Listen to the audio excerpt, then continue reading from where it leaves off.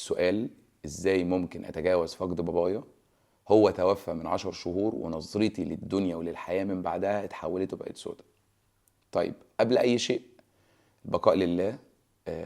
ربنا يرحمه في الجنة ان شاء الله، وربنا يرحم امي ويرحم امواتنا جميعا وادعوا ليهم بالرحمة. في البداية احنا محتاجين نعيد صياغة السؤال نفسه، بدل ما يكون ازاي ممكن اتجاوز فقد بابايا يكون ازاي ممكن اتعايش مع فقد بابايا.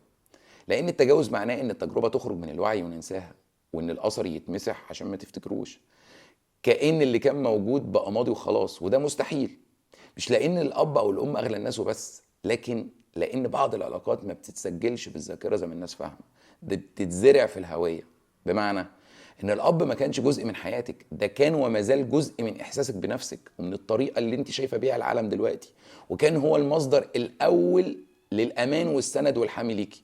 فلما يرحل ما بيرحلش كشخص وبس، بيروح شكل الامان اللي اتبنت عليه حياتك. وعشان كده التجاوز من وجهة نظري هو فكرة وهمية، وبقول نتعايش بدل نتجاوز، لان التعايش مش نسيان ولا قوة مصطنعة ولا ادعاء ان الوجع خلص. التعايش انك تكملي حياتك وانت واعية ان في جزء ناقص، جزء ما بيرجعش، انطفى، بس كمان ما بيمنعناش ان احنا نستمر في الحياة.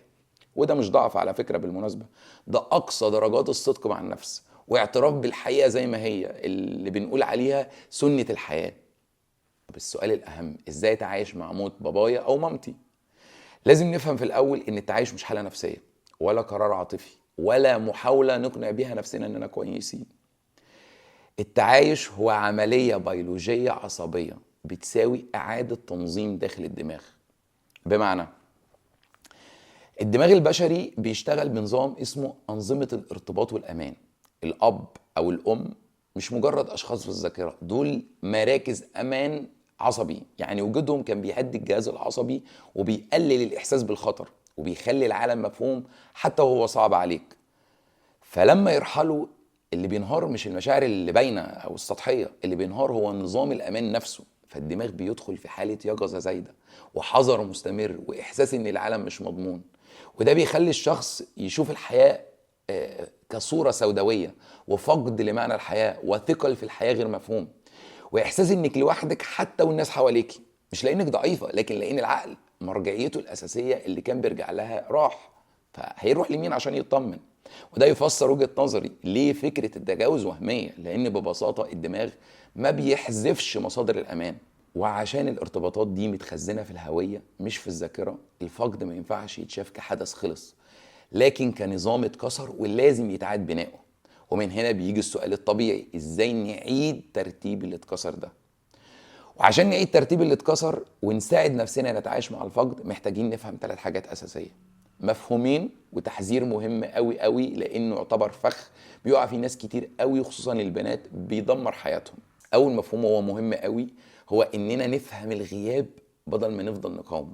بمعنى طبيعي جدا وتقبل جدا ان مخك يكون رافض الغياب في البدايه، وجوه خياله يستنى الشخص ده يرجع من الموت ويرجع يعيش معاه ويبدا يتخيله. ده طبيعي، ده مش ضعف، دي طريقه المخ في الحمايه، لان هو كان مصدر الامان ليه.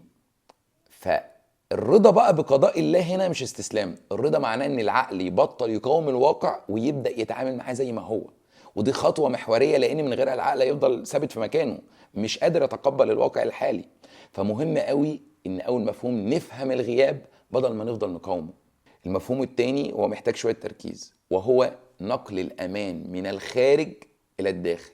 بمعنى ان الاب كان امان خارجي، وجوده كان بيهدي الجهاز العصبي وبيقلل الاحساس بالخطر ويخلي العالم مفهوم حتى لو كان صعب.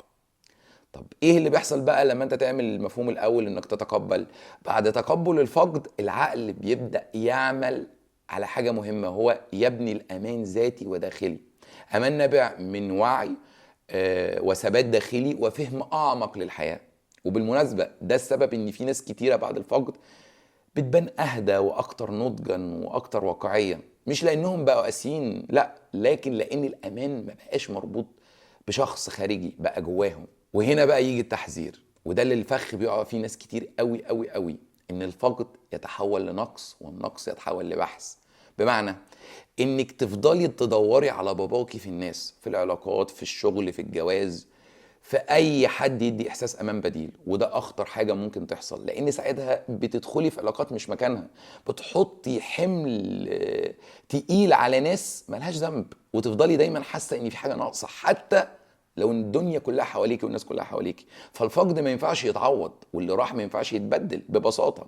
خلاصه اللي تربط الكلام ده كله ببعضه هو ان التعايش الحقيقي مش انك تنسي، ولا انك تقسي، ولا انك تقفي مكانك وما تعمليش حاجه. التعايش انك تفهمي الغياب، ده رقم واحد، وتبني امانك من جواكي، ده رقم اتنين، وما تحوليش الفقد لنقص تفضلي تدوري عليه طول عمرك. ساعتها بس لو نجحتي في الثلاث خطوات دول تقدري تكملي حياتك وتشتغلي وتحبي وتبني أسرة وتنجحي، من غير ما تكوني بتهربي من الوجع ولا مستنية حد يعوض مكان حد. ودي مش قسوة على فكرة، ده اسمه نضج. وفي النهاية ادعوا لكل أمواتنا، ادعوا لباباها وادعوا لمامتي وادعوا لكل أمواتنا بالرحمة، وبس كده.